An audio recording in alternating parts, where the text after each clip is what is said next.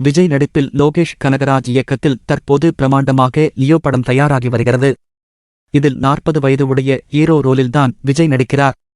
காஷ்மீரில் நடந்த ஷூட்டிங்கில் விஜயின் கெட்ட ஏற்கனவே வெளியாகி வைரலாகியிருந்தது.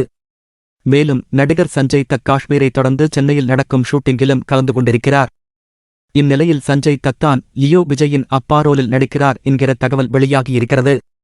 இருப்பினும் இருவருமே கேன்சர்கள் எனவும் தகவல் வந்திருக்கிறது. வைரலாகி வரும் இந்த தகவல் தற்போது ரசிகர்களை கொண்டாட வைத்து இருக்கிறது. இந்நிலையில் விஜய் நடிக்க இருக்கும் அடுத்த படம் பற்றிய தகவல்கள் வெளிவந்துள்ளது. அந்த வகையில் தளபதி 68 படத்தை அஜய் தான் இயக்குவார் என்று சொல்லப்பட்ட நிலையில் தெலுங்கு இயக்குநர்களும் போட்டிக்கு வரலாம் என செய்திகள் வெளிவந்தது. ஆனால் இப்போது அவர்கள் யாரும் கிடையாது, வெங்கட் பிரபுதான் படத்தை இயக்கப் போகிறார் என உறுதிப்பட தகவல்கள் வெளிவந்து கொண்டிருக்கிறது.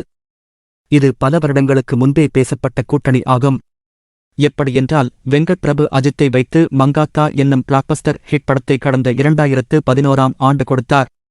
அப்போதே விஜய் அவரை தன் வீட்டிற்கு வரவழைத்து மனதார பாராட்டியிருக்கிறார். மேலும் அர்ஜுன் கதாபாத்திரத்திற்கு என்னை நடிக்க கூப்பிட்டு இருக்கலாமே என்று சாதாரணமாக கேட்டது வெங்கட் பிரபுவை கடும் அதிர்ச்சியாக்கியிருக்கிறது. அப்போதுதான் விரைவில் நாம் இணையலாம் என்ற வாக்குறுதியையும் விஜய் கொடுத்திருக்கிறார். ஆனால் அதற்கு அவர் ஒரு முக்கியமான கண்டிஷனை போட்டிருக்கிறார்.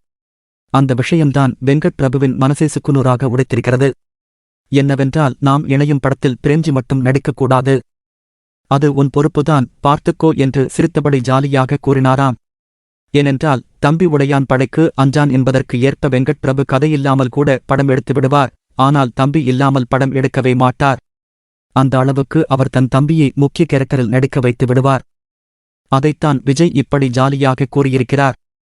இருந்தாலும் விஜய் கூறியதற்கு வெங்கட் பிரபு என்ன முடிவெடுப்பார் என்று தெரியவில்லை. அந்த வகையில் அடுத்ததாக இணையப் போகும் இவர்களின் கூட்டணியில் பிரேம்ஜி இருப்பாரா மாட்டாரா என்ற ஒரு சந்தேகம் இப்போது அனைவருக்கும் எழுந்துள்ளது.